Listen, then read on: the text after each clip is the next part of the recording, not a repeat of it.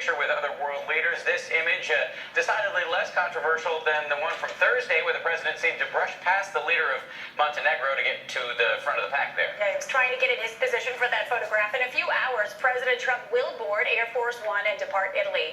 He's going to arrive back in Washington this evening after a whirlwind foreign trip that took him to 5 countries in 8 days. And the president will come home to new developments in an ongoing FBI investigation into possible collusion between Russia and his campaign. That investigation now hitting close to home with key advisor and son-in-law Jared Kushner under scrutiny. Now, we want to show you this morning's headline from the Washington Post. It says, quote, Russian ambassador told Moscow that Kushner wanted secret communication channel with Kremlin, and also that this happened before the inauguration. Now, we do want to point out ABC News has not independently confirmed this Washington Post report. So much to cover this morning, and we begin with ABC's Cecilia Vega, who's over in Sicily traveling with the president. Cecilia, good morning to you. A beautiful morning, guys, here in Sicily. The president and the White House are considering this first foreign trip abroad a total success, but when he heads back home to Washington tonight, he goes there with a full political crisis on his hands. This morning, President Trump is center stage in Sicily as he winds down his first trip abroad.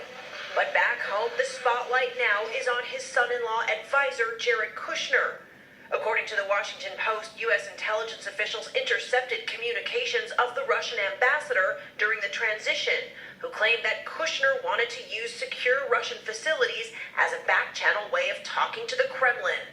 The New York Times says Kushner wanted to discuss policy like strategy in Syria. ABC News has not independently confirmed these reports. And he's very good at politics. But sources tell ABC News Kushner's contacts with the Russians are a focus of the FBI's investigation into Moscow's election meddling. He is among the White House aides likely to be interviewed. He has not been accused of any wrongdoing. And these are contacts that might have been totally innocent and benign. But intelligence officials worry that Russians had a very specific plan to target those in Trump's orbit. ABC News has learned the president's sons, Eric and Don Jr., were summoned to an emergency session at the FBI's New York field office earlier this month. The reason? A warning that foreign hackers were trying to compromise Trump Organization computers. For now, all of this still a world away for the president, at least for a few more hours. Now, all of this controversy about Russia has the White House considering a change in strategy. We're told that when the president lands back in Washington, they're looking into a communications team shakeup, perhaps. Fewer press briefings. Dan and Paula, they are also now looking at creating a rapid response team to push back on all of these Russia allegations. They've got a lot of work on their hands when they touch back down in Washington later tonight, guys. And Cecilia, great job reporting. Safe travels back. We're just going to go out on a limb and say that you haven't grown tired of that backdrop.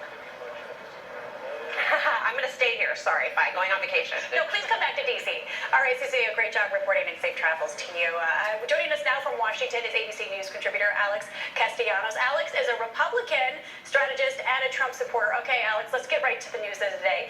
Isn't there reason to be skeptical of this unconfirmed report proposing a secret channel of communications? After all, Russians are known for conducting miscommunication campaigns, and the Russian ambassador was discussing this matter on a channel, Alex, that he would have reason to believe might be monitored by the U.S.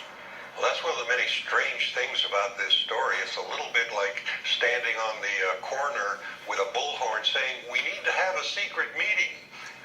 It's not what you do. You don't use the very communications you think are compromised to set up an alternative. So that is strange. Now, why would this have happened? There may be a serious explanation, but there may be an innocent one too, and that is that the Trump campaign and transition were concerned that everything that might have been picked up by other intelligence matters was being leaked by the Obama administration, was being leaked to the press, and would undermine transition efforts. And it turns out they were right.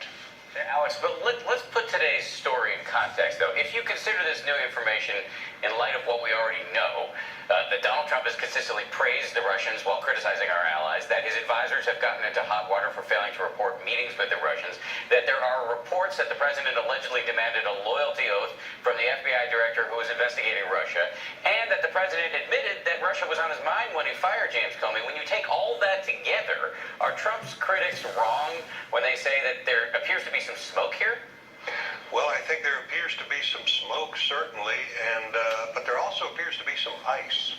Remember, this is also the president who sent 59 Tomahawk missiles to Russian-supported military installations in Syria. Putin didn't like that. This is also the president, by the way, who's expanded NATO's presence on the Eastern Front in Europe against Russian interest. So, and by the way, there's an American battalion there now. So there's both smoke and there's ice here. Donald Trump's style, we've learned, uses two hands, you know. Part of it is an embrace, part of it is a threat. It's a hug and a hammer. We see this with Donald Trump all the time. Alex Castellanos, thank you very much for your analysis on this Saturday morning. We really appreciate it, and happy holiday weekend to you. Thanks, Alex.